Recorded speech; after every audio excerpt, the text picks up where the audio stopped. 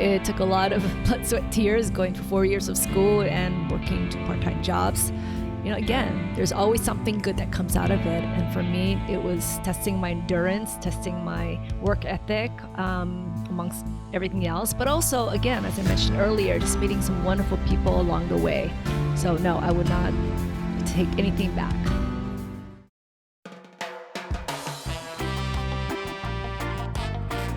All right, let's get started. Let's get started. All right, welcome back to Hawaii Real, everybody. I'm your host, Ioke Ehu, and I want to send a shout out to our beverage host for this episode, Hawaiian Springs Water. You can purchase Hawaiian Springs Water at the Amazon link in the description below. It's a great alkaline water to combat all that acid that you get from late lunches and hamburgers, french fries, that kind of stuff. Great water. Check it out, Hawaiian Springs Water in the description below. And this episode is being brought to you today by the Native Hawaiian Hospitality Association. The Native Hawaiian Hospitality Association was founded by iconic Hawaiian leaders who understood the implications, opportunities, and impacts that Hawaii's largest industry was having on the people of Hawaii, Hawaiian culture, local ways, and our state's natural and cultural resources. Supported by the Hawaii Tourism Authority, NAHA promotes and perpetuates the authentic spirit of aloha and Hawaiian culture in hospitality, industry planning, promotion, and product development. You're going to want to check out this great organization at www.nahha.com. And today I have an super awesome guest here.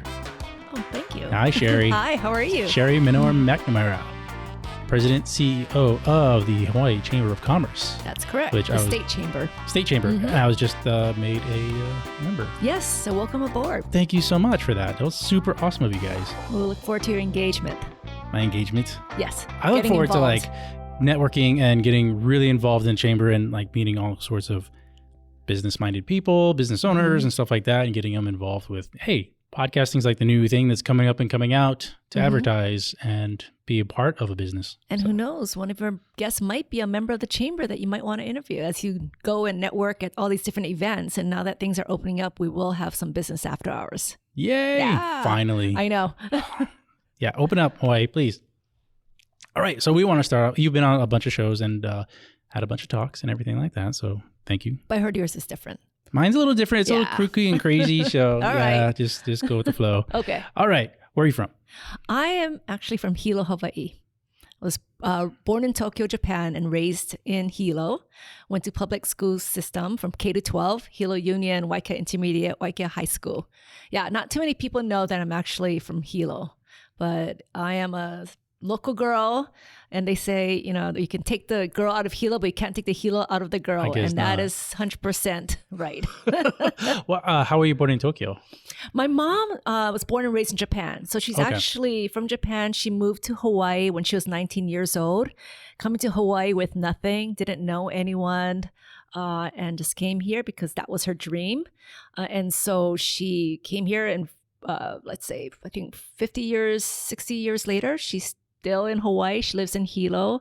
She started her own small business about 40 years ago. Wow. Yeah, travel agency. And again, not knowing anything about the industry, but she knew that she wanted to do something with travel and then with business. And so she started her business from ground up on her own. And yeah, again, 40 years later, she still has it. So to go back to your question, how was I born in Tokyo? Well, my mom's father wasn't doing so well. And so she was pregnant with me. And she decided to go back to Japan, visit her parents, and stay there and have me. And so mom was in Hawaii already. She was already in Hawaii, right? I'm the middle child, so I have an older sister who was married, born in Honolulu, and a younger brother who was born in Honolulu as well. But I'm the middle kid, and she decided to have me. Do you have Japan. joint? Is it joint citizenship? Or dual citizenship? I do not. I did have a Japanese passport initially. And then when I turned 16 is when I got my U.S. citizenship. Wait, you weren't U.S.? I guess not, because your mom wasn't a citizen at the time and you were born outside the United States. Yeah. Oh. Yeah. Okay. Interesting. Are you trying to figure that one out? Yeah, I am. No, because I'm an Army brat. Oh, okay. So even though my family hails from Hawaii, I was born in Texas. Oh, okay. And my father, who's part Hawaiian, part Japanese, part Puerto Rican, I was born in Queens, New York. Okay. Oh. Yeah, because Grandpa was in the military too, right after during World War II and everything like that. So. Okay. Yeah, so like Hawaiian, but not from Hawaii, but now living in Hawaii. But my Right. kids are from Hawaii now, so Yeah. yeah, there it is. That's why I speak the way I speak. It was like, wow, what kind of Hawaiian are you? You went Kamehameha, didn't you? Like, yeah, how do you know? Oh, the way you talk? I was like, that's not how people Kamehameha talk, really. Well, at least you ended up here, right? Back home. So I That's did. the main I thing. did. Did you go away to college? I did. I went to UCLA. Ooh, Bruins. Yeah, you go Bruins. Lived in LA for about 8 years, then New York, Washington, D.C. Then I went to Japan to work for 2 years.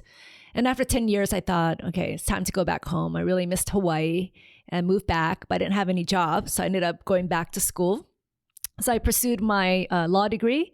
And after the first year, I realized, okay, law is not for me. I'm not going to practice law. But I didn't want to quit because that I already put in 1 year.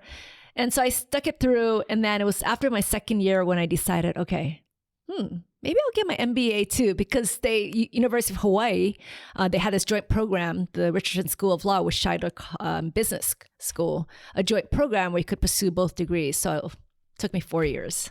Yeah. Okay, so you got the law degree. I did, yeah, but never practiced. Oh, yeah, interesting. Yeah, very cool. But I mean, that's a hard degree to get too. It was tough. I will say it was tough, but I made some wonderful friends and who I still stay in touch with. And it's all about relationships here. And so because of law school and business school, I was able to meet a lot of great and wonderful people and people that I still network with, and at some point have had some kind of business relationship and did business with them and just formed even personal relationships. So I don't regret investing 4 years of school. It was tough because I went to law school in the morning, worked 2 jobs in between, and then went to business school in the evening. Yeah. And now look at you. Well, I don't know. I never practiced law, so. But so, I mean, I might want to come back to that whole topic later on in the conversation. Just about getting a law degree and going into business, or going into like the business sector with a law degree, but you also get a business degree. So you're just killing it. So it's just, I didn't know what to do. I was confused. That's why I got them both. Exactly. But well, looking back on it now, would you do anything different? I wouldn't. No. There was always a reason for everything. And while it took a lot of blood, sweat, tears going for 4 years of school and working 2 part-time jobs, again, there's always something good that comes out of it. And for me, it was testing my endurance, testing my work ethic, amongst everything else. But also, again, as I mentioned earlier, just meeting some wonderful people along the way. So no, I would not take anything back. What is the craziest job you ever had? Because you've been all around the country and living in Japan. I have. Gosh, I've had a lot of fun jobs because after college, I really did not know what I wanted to do. So I just tried different things. And when you're in LA, you're expected to work in the entertainment industry, in New York, the fashion industry, in DC, politics, right? So every place I moved, I gravitated towards those type of jobs. But I guess the one fun job was working for Elton John Productions. Yeah. So assisting the executive producer with concerts, with all his logistics and everything that involved Elton John. So it was fun. Do you have a favorite Elton John song now? Oh God, he has so many great songs. Yeah. There's not definitely the Lion King one, right, and Yellow Brick Road. I mean, there's too many to name. There's not a favorite. They're all my favorites. In my head, it's the I'm Still Standing. Oh yeah, that's like once that plays in my head, it just like goes. Right? Yeah. It's just like, oh boy, start bopping your head and And then it was in that cartoon movie with the animals. Zoo? Was it Zoo? No, something like that. The animals were Sing. Oh, okay. It was like a cartoon movie. Well, he's done so and all many. these animals are singing, and like the ape animal is a piano playing singer, and he sings that song. I'm Still Standing. Okay. That was awesome. Okay. And my kids loved it too. And I was like, wow, this is an awesome song. It's one of those you can play over and over and over, right? You kind of have to. Tired of it. You kind of have to because it gets stuck in your head. Right, like, exactly. Yeah. But it's good, pertinent song. Mm-hmm. Yeah, no, it was a fun job. Definitely fun. You just got to see what supporting a personal famous artist and what they go through too on their side, but also what it takes to support a renowned artist like Elton John. But it was fun. That's so cool. Yeah. It's a very interesting tidbit about you. Thanks. Do you have a nickname? Depends who you ask. I've been called Share Bear. Ooh, that's a good one. Yeah, Share Bear. Share Bear.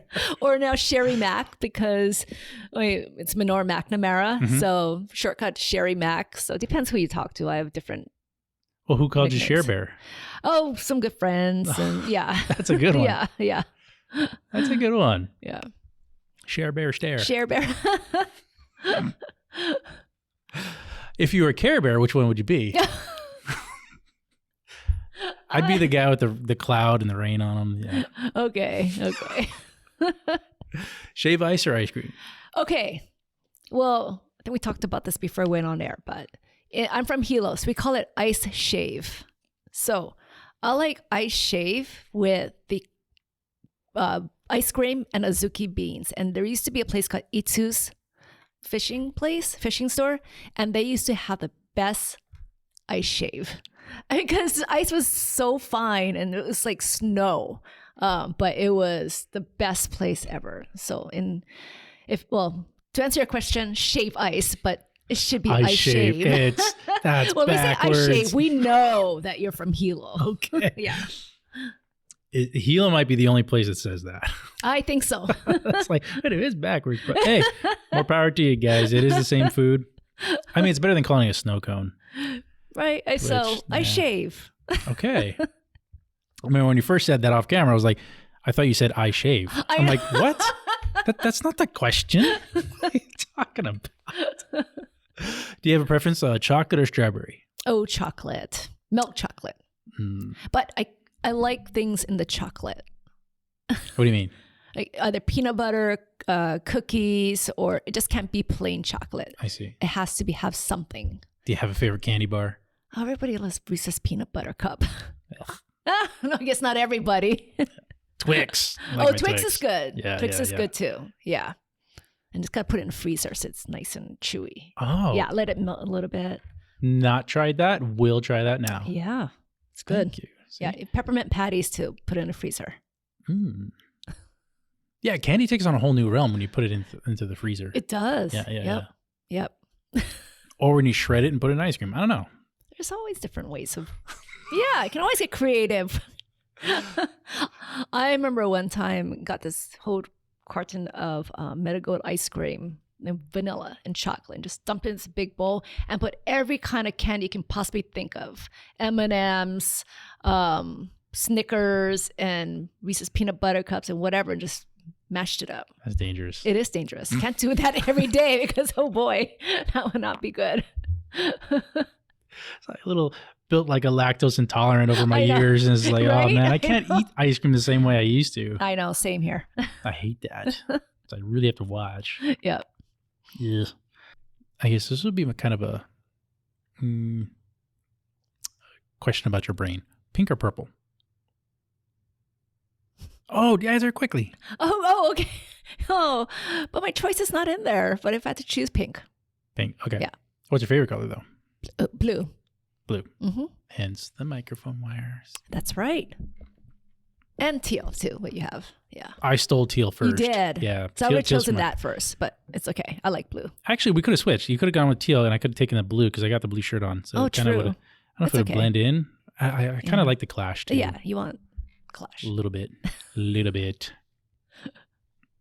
Oh, this is a funny one. I've never asked this one before. Oh, Would you are you rather? going to ask me? Totally. Would you rather have a comfy pillow or a snuggly blanket? Oh, But you could only snuggly have blanket. Snuggly blanket. So you can make it as a pillow. So you'd sacrifice your head and neck pain and everything. Not But I guess you necessarily. could. Huh? Yeah, you can bunch it up as a pillow, but also have part of it cover you. Thinking outside the box. I like that. That's right. You got to get creative. Gotta get creative. All right. Oh, and in all seriousness now, do you have a life philosophy? So my life philosophy was taught by my mom. And as I mentioned earlier, she was born and raised Japan, strong work ethic. And ever since we were little, whatever we did, work, personal, school, she always used this word gambate, which always means do your best, no matter what. So as long as you do your best, whatever the outcome, you tried. And so the word ganbatte has always been in my vocabulary, always resonated with me. And anything I do, I always keep that in my mind, that word ganbatte. That's a So good that's one. my life philosophy, because there's some things that's just out of control. But if you do your best, then whatever the outcome is, be happy of what you did, because you did give it all you got. Gave 100%. Yeah, because that's like one of the Boy Scouts things too, right? Do your best. Yeah. Boy Scout motto. And Like also, my boys are in Boy Scouts, so it's like an important thing, especially as a child growing up. It's like you're going to fail, you're going to falter, you're going to have hiccups and hurdles. Just do your best. well, Yoda said that too. Do or do not, there is no try. I love this Right? lady. Yeah. Now we're going on Star Wars quotes. Boba Fett, Book of Boba Fett coming up this couple weeks. Really? Yeah. Oh, okay. Yeah. I haven't. Are you a true Star Wars fan, or you just like throw in Yoda quotes? No, I do. I have this Yoda globe, those snow globes. Yeah, yeah. Yeah. And it has the quote, do or do not. I love quotes too, so Yeah. that's why. But I mean, that's a classic. That is a classic. Yeah. So it kind of makes you wonder where George Lucas or whoever the writer was came up with that. I know. Because obviously it wasn't Yoda that came up with that, right? It was a writer. Right. So who like, came what up was with in that? their mind when they were Right. thinking about these characters? Right? I mean, Chewbacca, C-3PO, and Princess Leia. I mean, how did that all come together? Wild imagination. Yeah. That all came back in the play. There's like this whole story about George Lucas going through like old stories of mythology and stuff like that, and creating the same kind of characters throughout his stories and stuff like that. Yeah. Hence, I don't know, big Wookiees and stuff. I don't know. Kind of lost track after a while, actually. Tangents. Here we go. Yeah. No, I meant the whole series. Yeah. Oh yeah, Yeah. with the new ones and Yeah. Don't even get me going on that. I like the originals. So disappointed. Yeah. Yeah, the originals Yeah. and even the prequels were better than the sequels. Mhm. I was very disappointed. Yeah. But Oh. I'm not making them, so what can I complain really? I could just be a voice and be like, that one sucked. Not as bad as Game of Thrones, but Okay. I haven't. you haven't even dove into No. Game of Thrones? No, I haven't been in a movie theater for so Well, long. I'm trying to think if like you're running your CEO of Chamber of Commerce. Yeah, I think Game of Thrones. It's really cutthroat. Oh, Like, really? so when somebody uses the term, hey, that was a real Game of Thrones, Oh, that's like people playing cards and positioning against each other a lot, and a lot of cutthroat business and stuff like that. okay. So it's become like a term and Got it. stuff Got it. because it's really cutthroat. Okay. Because like the good characters that normally in a normal show would, yeah, okay, that's the protagonist and antagonist and stuff like that. And then, oh, wait, that guy just died? They just killed him off? What? He's a main character. What are you doing? It's like, no, that's Cutthroat. Game of Thrones. Yeah, it's really cutthroat. Okay. So it's crazy. Well, I learned something about that. I know it was all the hype, but I never did watch it. That was a really good Yeah. show until you get to the last season. Then you just don't even watch the last season. I heard it was addicting. Erase that. Yeah. Yeah, 7 seasons, and then the 8th season is Oh just my kind of gosh. a total letdown. Mm. Yeah. Anyways, spoiler alert for anybody out there. If you haven't watched it yet, well, you haven't watched it yet. I'm just going to spoiled spoil it for me. I'm totally going to spoil Thanks. it. What is the most courageous thing that you've ever done? Oh, do I? I think most courageous right now is my current decision to run for office. Run for public office? Mhm. Yeah. Yeah. Because you're putting all of your personal goals and stuff aside, your business goals, professional goals. Yeah. Right. But, for me, it's something that's important. And as I talked to my colleague earlier, it was about what's the why? And there's so many important whys right now, especially what our state is facing. And so I felt this was the time to do it. And it's worth whatever private life, whatever, comfort that I had or have right now in entering this whole new arena. But I was raised by family values that really emphasize helping for the greater good and really helping each other, helping the community. Because my father's side of the family immigrated from the Philippines. They came here to Hawaii with no money, brought their 2 kids. My grandpa worked in the sugarcane fields and had 4 more kids later, and each child actually served in the public sector in some capacity, whether it's running for office or serving as a teacher, working for government, etc. But some aspect, but grandpa and grandma always emphasize helping your younger sibling, and then also helping the greater good. So that was always ingrained in me. So fast forward, right at this point of life, I just felt this was the moment where I can give back and hopefully make a broader impact, especially as we move our state forward and then through this pandemic. It's one of those sayings that I've heard over and over again. If you have the knowledge, experience, and quote unquote the power, you have the responsibility to help humanity with that, not just keep it to yourself. Right, exactly. And I think all of us have that in us, right? And we can serve in so many different ways. And for me, it was about being in serving the public. And so that's the reason why I decided to take this next step. It's a huge step too. It was. Yeah. All right. I would say huge, but I mean, you're already president and CEO of the Chamber of Commerce. And we can kind of touch base on the Chamber of Commerce. Like, how many businesses around there do you guys have in the chamber? We have 2,000 plus members statewide. So we have members on each island representing over 200,000 employees. And most of our members are small businesses. So I would say a little over 80%. And when I say small business, on average, less than 20 employees. Because as we know, the small businesses is the lifeline of our economic engine. And so the past couple of years have just been devastating for our local business community. As you can imagine, even now, there's still, even though things are looking better, there's more economic activity. There's so much more support that needs to be given to our local business community, because it will take a while to rebuild what they lost. And what they lost impacts jobs and our working families. So it's really critical that we support our local businesses because it helps our working families and our restored and provide jobs, et cetera. So and that's our role as a chamber, as the voice of business, is to advocate for our business community and their employees. Was there a big call out? Recently there was the power outages. Mm-hmm.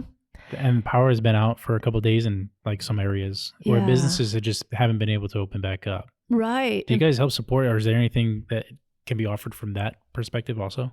Yeah, no, we've heard from businesses. I had some members text me photos of their business and what kind of damage the weather caused. And so what we did as an advocacy organization, we did write to the governor asking him to ask for support from FEMA, because there's certain resources that are not available here. And a lot of it is financial resources, right, for small businesses, especially, again, as they try to get out of this huge hole that that COVID pandemic has caused. And then just get kicked down again. Exactly. From the flood, Just as they take 5 steps forward, now they have to take 7 steps back, and it just takes that much more time to recover.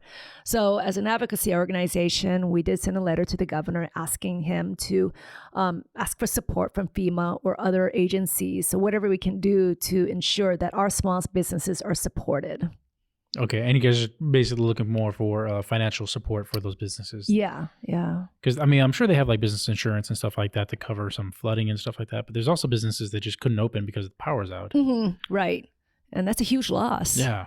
From productivity to sales, et cetera. Like if you have a restaurant and you can't open because the power's out. It didn't flood, but there's no power. It's like exactly. And one day it costs a lot. Yeah. You can lose a lot of money, right? And so, so that's what and right now we're just fielding all these different inquiries and feedback as to how they're impacted. And from there, we can collect that information and then continue to advocate for resources for our local business community. What is one of the major problems that you see with businesses starting up or staying open in Hawaii, particularly Hawaii as opposed to other states? Well, it's always been the cost of doing business, right? As an island state, some of the expenses are the cost is inherent. But that's always been a challenge. But right now, especially during this pandemic, and as we get out of this pandemic, it's always the financial aspect of it, right? And all the regulations and how to get out of it, how to navigate, where do I get resources? So it's been challenging. I mean, I think, again, the small business have been going through so much. During the past couple of years, on a regular basis, we would get some email, phone calls asking for support. Where do they go? How do they get financial resources? I mean, we had everything. And for us as a chamber, as a business organization, it was important to help them navigate through that pandemic. So right now, even though things are opening up, many of them used their own personal savings, took out loans just so they can keep their doors open. And now it's a matter of now making up for that, paying that back, right? And things are not back to where it was before. Nope. And that's why it's going to be critical to continue to support our small businesses. I wanted to ask something about the Chamber of Commerce as you were talking. I just forgot about it. How old we are? Old, as yes. You found out. 1850, is that what you guys are telling me? Right. That's really, yeah, that's... Mm-hmm. We're the second largest chamber west of the Rockies. San Francisco Chamber is the oldest. Do you guys have lists of the businesses that were open back then and involved in the Chamber of Commerce? I think that would be interesting to see is like, hey, how many businesses were there involved in Hawaii in 1850? Obviously, there were businesses because that's how we were formed, right? Right. Number of business people that came together and decided, okay, we need to have an organization to represent business. Beyond just representing business, though, looking at the history, they've done so much to support the community because that's what it's all about. And not many people know, but the Chamber of Commerce gave birth to a number of community organizations. Blood Bank of Hawaii, really? Crime Stoppers, Aloha United Way, retail merchants. I can't. Those are the ones that come up the top of my head. Those are big ones, though. Those are big ones. Oh, yeah. And a lot of them are the community service organizations that really focus on the broader, right? The broader good, the broader community. But those were all born out of the Chamber of Commerce because the vision back then was about supporting community. And that's going to be critical as we move forward to rebuild our state, is to support our communities and really connect communities with our government. So when you say born of the chamber, were they programs that were started within the chamber then became something else? Mm-hmm. Oh, interesting. Mm-hmm. Right. Because you guys have a program going right now, Hawaii is Hiring. We do. HawaiiIsHiring.com. So back in June or July of 2020, we realized Hawaii went from the lowest unemployment rate to the highest unemployment rate. There were 200,000 plus people who were dislocated and didn't have jobs. So it was critical that we did something. So what we did was create this HawaiiIsHiring.com website in partnership with other public and private partners. And it was a one-stop center where any person who's seeking a job could go to. They could search by the type of job they wanted, different industries, by islands, and also provide resources for training, resume tips, etc. So it continues to get updated in real time. And Katie Kahanui, she manages that. And we continue to get huge viewership. And that just goes to show that many people are still looking for jobs. And also, a lot of them have realized during COVID and reflected, okay, maybe I want to pivot. Maybe I want to do something else and use that opportunity to transition to a different type of jobs. So again, if anyone is looking for a job or want to explore other opportunities, I encourage them to go to HawaiiIsHiring.com. That could be one of those other programs that just morphs out to become its own thing. Right? Yeah. Just never know. I mean, we continue to get support, resources, but it is a public-private partnership, and it's a critical one, especially during this time. And there's other programs that you guys have had to dive into just as a result of COVID and the lockdowns and stuff? Mm-hmm. Because the state got some monies, so the CARES monies. Money. You know what we did with that money? What? HPD? We bought a robot dog. Among other Did you guys things. buy a robot dog? No. Among other things, but a robot dog. You guys didn't buy a robot dog. No, we did Okay. not. More productive than that? Please tell me you did more productive. Okay. What'd you guys do? We bought the Hawaii So each state got some CARES funding. And again, during that time, businesses were just needed support. And so we just couldn't wait. So we said, you know what, let's put our heads together. Let's come up with some programs and propose that to the administration.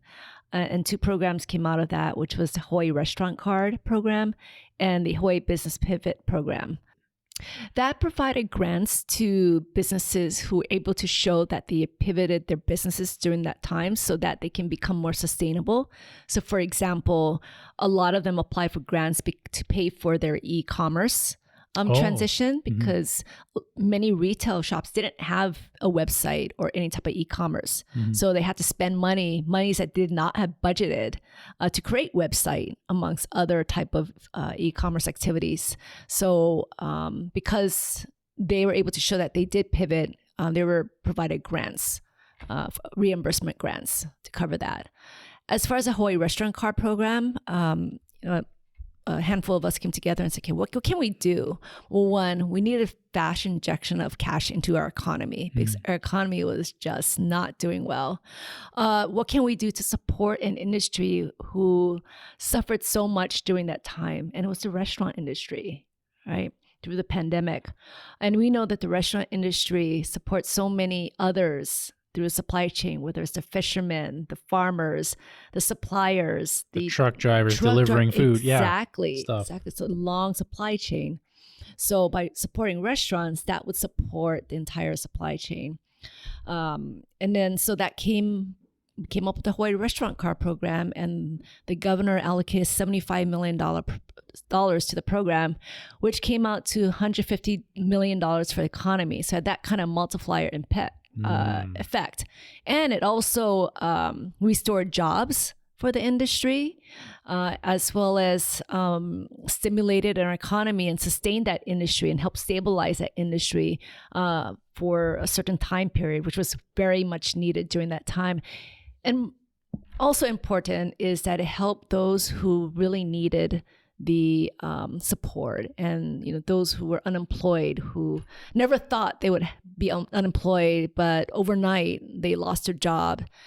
So these $500 Hawaii restaurant cards were given to those on unemployment, and they were able to spend it wherever they wanted, wherever the restaurants took those cards.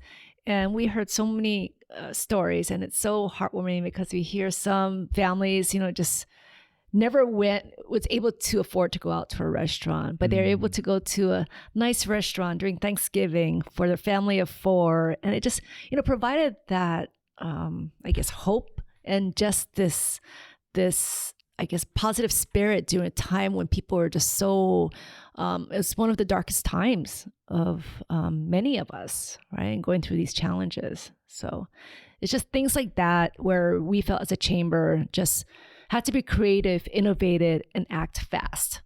So that's where we came together, came up with these ideas, proposed it to the administration.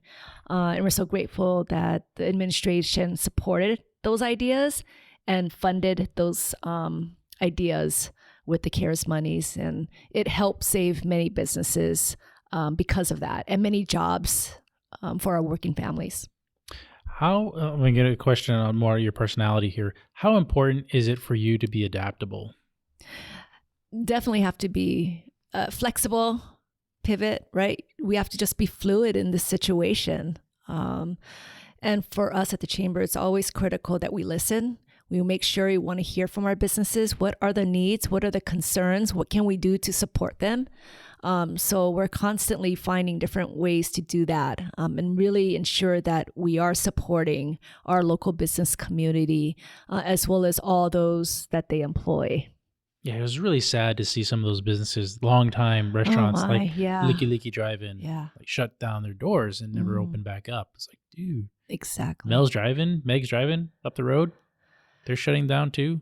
There's so many, Yeah, right? they've been open for so long, and then Right. And places where we grew up with, right? We'd spend special holidays and let me tell you, if Leonard's decides to shut down, I'm going nuts. I'm sure many will. Leonard's, you're not allowed to go out of business. Sorry. Yeah, it was just really, and we had, again, phone calls and said, I don't know what to do. Yeah. Many on their last lifeline, and I've spent every dollar. I've used my own personal monies, took out loans, and just mentally, emotionally, physically, it just takes a toll. And so that's where we just knew as the chamber to just elevate our efforts and go full force. And we have a good team, and they knew how important our support was needed to help our local business community and saving jobs. How long have you been president of the chamber? 8 years. I've been with the chamber for 15 years total. Okay. Where would you like to see the chamber in another 8 years? Continuing to strengthen our role as an advocacy organization. I really am proud of our education and workforce development department, and that's an arena that is relatively new. We've been part of this area for a couple of years, and thankfully for Kayla Peters, Katie Kahanui, and Lord Ryan, really elevating our role as a community organization in supporting our education and workforce development initiatives and leading those efforts, working with various stakeholders on both the public and private side, from working with universities, high schools. Currently we work with Waipahu High School, Pearl City, Campbell, and Kapolei, I believe. And we're going to continue to grow that because it's really critical that we connect our high school students and even starting from middle school and connect them with these work-based learning opportunities, letting them get excited about all these different type of jobs that, they can learn about and get interested in. And that way, once they find out, what's out there, whether it's in business, whether it's in trade, whether it's been being a carpenter, there's so many opportunities out there, but we need to expose them to that early on so they know that, yes, they can get good quality jobs, and how can they prepare themselves? How can I prepare that pipeline for them so that they can work towards those goals? So I definitely want to see in 8 years that we are heavily invested in that area, because that's the way we can address the challenges that we have today, and to ensure that our students today are hopeful about the future tomorrow.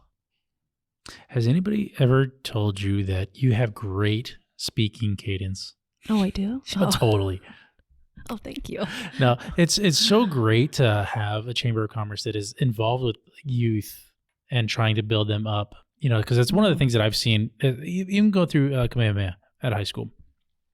I don't feel like it was all in all preparing its students, not necessarily, I don't know about now, but just in the 90s when I was going to school, that's how old I am. I don't know if it prepared us for business and entrepreneurship. It definitely was there to build us up to either go off to college or go into trade school or go off and work for the city and county or state or go into the military. Like, it wasn't built around necessarily building a job or building a business. Yeah, and I think, excuse me, I think that's what's been great is that we're seeing more of this connectivity with various stakeholders from the public and private sector, recognizing that we all need to work together. We cannot work in silos to strengthen our talent pipeline, because it's going to be critical that we all work together as one community to help build this future workforce. Yeah. I just get excited. There's so many great things going on right now with the chamber, specifically with education workforce development. It's all this making that connection. And that's going to be critically important. Whatever we do, it's about connection and community and working together. Is there any kind of technology that you've seen come across recently or going forward in the future that you see is going to make a big impact on businesses? Oh, I mean, like the internet was huge, right. right? I mean, I think we're seeing that already, right? It was cloud-based, was the most recent one. As we move forward, I believe more businesses recognizing how technology has played a role during the past couple of years. We're going to see more of that. We've seen it right now. We can have Zoom meetings from around the world and connect people that way. And I'm sure because of that, we're going to see much more innovation and much more creativity to have that kind of technology integrated into business to promote more commerce, promote more connection, promote more opportunities. So specifically, I mean, I can't, I don't know what kind of technology because that's ever changing. There's always something that comes out and it's a lot more fast paced right now. But again, I think we all recognize how much technology has played a role during this pandemic and how it kept us connected. It did. Yeah. And I've always said that the internet is the reason we were able to have a shutdown. Mm-hmm. Like if the pandemic happened in the 80s or even the 90s, we would never have shut down. Yeah. You couldn't have lived. You couldn't have survived. Mm-hmm. You couldn't have had stay-at-home school. Mm-hmm. There's no work from home either. Right. Like everybody had to go out and go to work. So like the internet was one of the main things that allowed us to have this kind of shutdown. So it's a double-edged sword too. Yeah. But at the same time, it allows you to do so much more. Right. And technology has provided more flexibility too. When you think about it, who would have thought that working from home would be a concept? But I'm still waiting for that concept to come to my profession. But I understand. Yeah. But it's now providing more flexibility.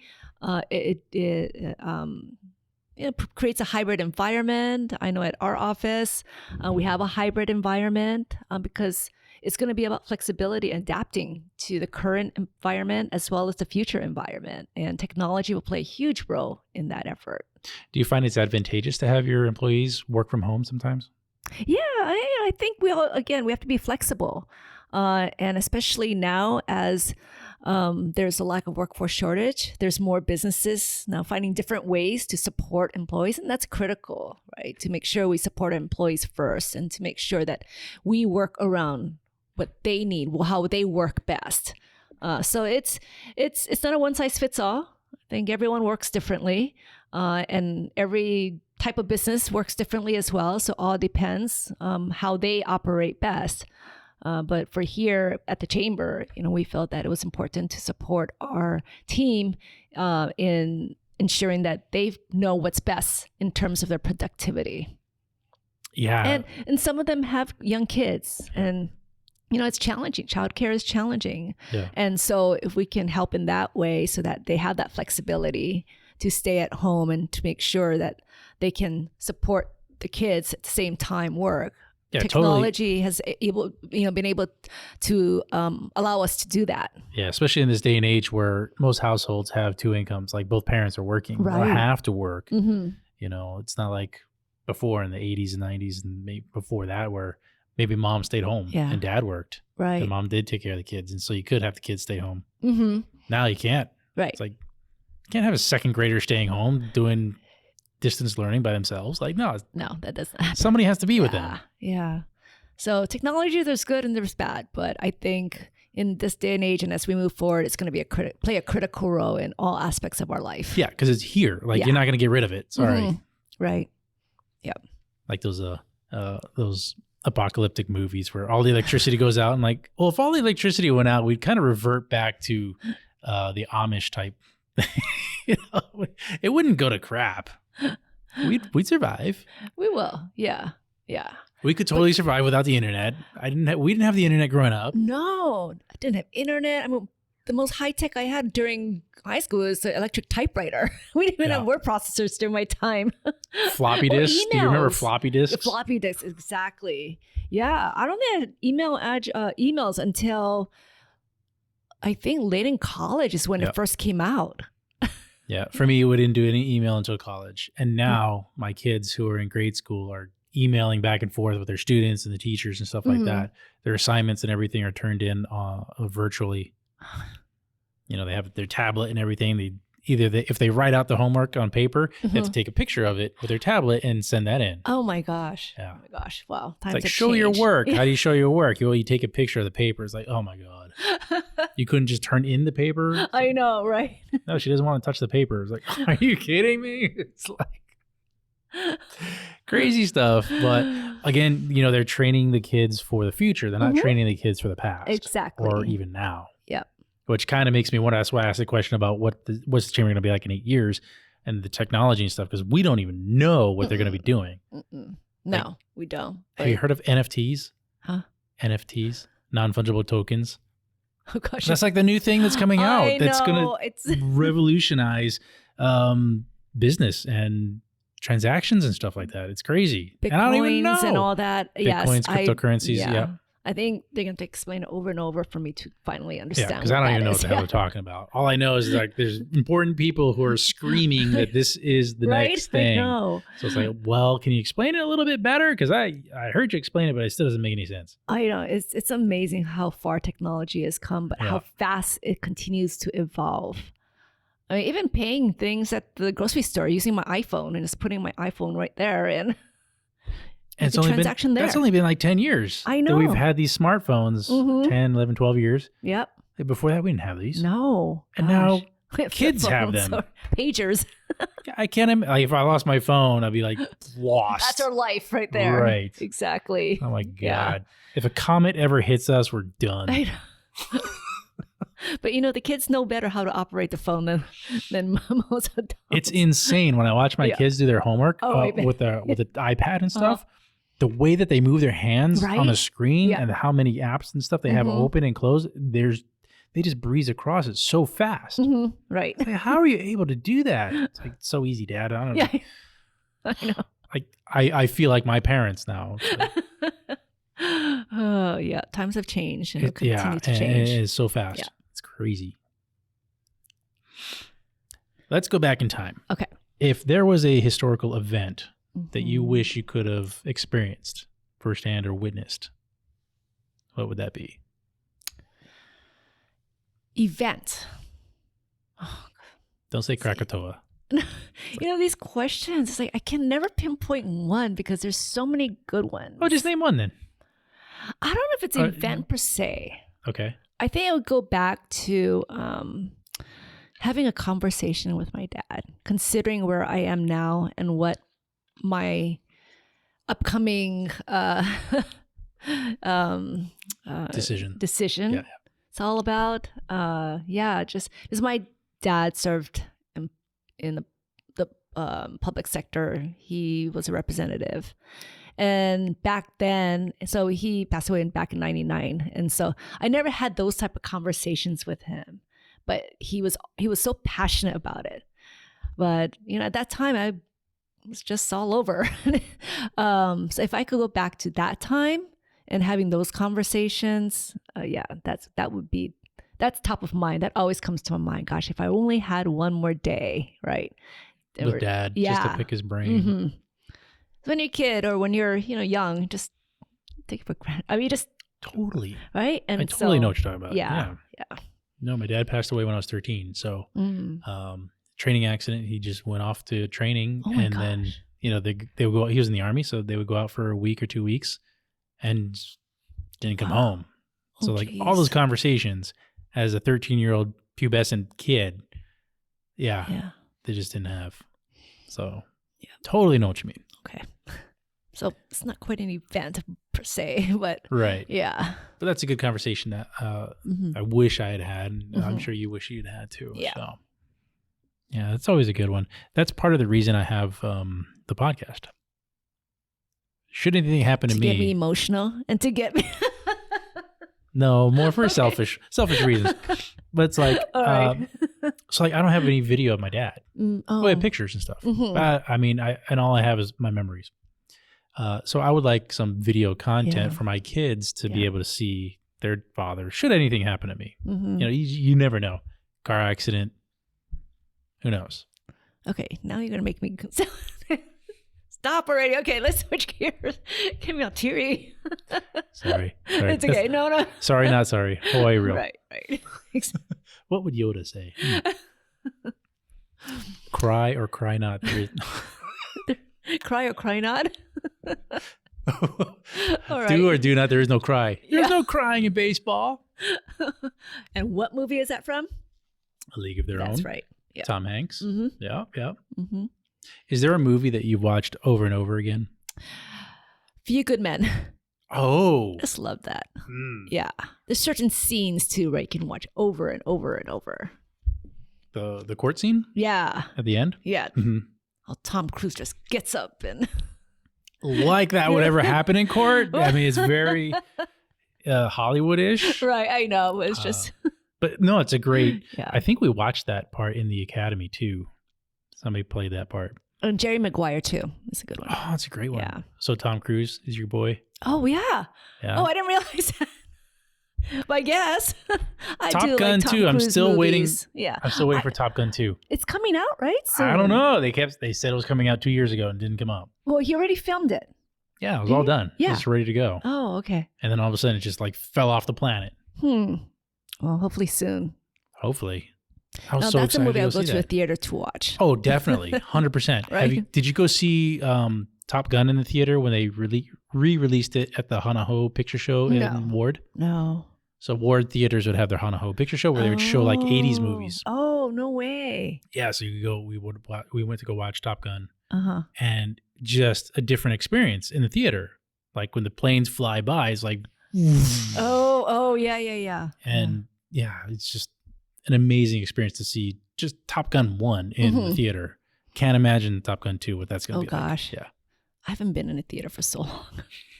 I can't remember what the last Pirates of the Caribbean 3. What? Wow. Yeah, it's been a long time. That's yeah. I'm not good in movie theaters. I end up falling asleep. That's my problem. Oh, it's even made worse with the reclining seats. Right, now. exactly. Yeah, not good. Because then you just paid $80 to sleep and take a nap. Yeah. No. Yeah. Yeah. It So, is quite an experience, so. yeah. So we always pick and choose, like specifically what movie, if we're going to go to the theater to watch it, or we're going to wait for it to come out on, streaming services or whatever. Most of the Marvel movies we'll go see. I think those action-packed one is better in the theaters because you have all that sound effects, right? Yeah. Yeah, and the surround sound system. And, yeah. The experience. Yes, exactly. Because it's like a big investment to go to the movies. It is. And when you go, you have to get the popcorn and licorice and everything else and arare, mochi crunch and mix it in a popcorn. Microwave popcorn at home and watching movies is not quite the same experience. Not even close. Yeah. You are correct. Not even close. Even with the big screen TVs. That's like another technological thing. Like TVs have just, gosh. Yeah. I don't know, they're on steroids. They're just getting bigger and bigger and bigger. And thinner and thinner and thinner. And thinner. Yeah. Yeah. I remember having like a flat screen 30-inch television and thinking that I was cool. Yeah. Now that's small. It's tiny. Like my computer monitor is bigger than that. I know, right? It's like, well, now everybody's watching from their iPad or their computer or other type of mobile device. the next thing is like the wearable, the goggles and stuff like that. Isn't it already out? Yeah. Yeah. So I think that's going to make, I don't know, a trend. Because then you don't need a big screen TV. You can put the goggles on and watch it as big as you want. Oh, jeez. But it's still not the same. Yeah. Not the same. Movie theater with the popcorn and everything. Right. I hope through all the technological advancements we have that the movie theater thing stays. Yeah. Just morphs and adapts, Mm-hmm. Right. Don't be like Blockbuster and go away. Yeah, we need that, just old school. Or even drive-ins. Like during COVID, like people are opening up drive-ins. Yeah. What happened with that? I don't know. Like we have the big Pearl Ridge one. They never use that, right? That's right. Yeah. I remember going to the drive-ins over there as a kid. I don't think we had one in Hilo. Yeah, so. There's nothing in Hilo. No, it's not nothing That in is Hilo. not true. There's a lot of jungle and woods. I give you that. Hilo is awesome. Okay. All you Hilo peeps out there, you are awesome. That's right. It's the people that make it awesome. Something in the water in Hilo. Since you walk off that plane and smell the Hilo air, it just does something. Are we shouting out Hawaiian Springs water? Oh, well, I guess you are. Because Well, you're yeah, the that's where it's host. from. Right. They bottle it right from the aquifer in the Big Island. Yeah. It must be Hilo. Hilo side. Yeah. Yeah. No, it's Well, a I guess the special other place. side, they're putting a telescope on top of that. It's a whole nother conversation. Well, Sherry, time's up. It's been so great having you on the show. Thank you for having me. I enjoyed this conversation. All right, it's glad. fun. It was, a good flowing conversation. Some tough questions, but also some fun questions. And just gotta enjoy. That's how we roll. Yeah, exactly. That's how we roll. And I like doing that. I like having these kind of just off the cuff kind of conversations too. So, because then you get to the real heart of the person. Yeah. Yeah. And sometimes a lot of people don't know things about. Oh, Next yeah. time I'm going to turn the tables and ask you the questions. Share Bear. That's the title of the episode. Share Bear. Thanks. All right, Sherry. Best of luck to you in the future. Thank you. It's good talking with you. It's good talking with you too. Yeah. Thanks for having this. All right. All right. And as always, stay happy, Hawaii. You got to throw your shakas.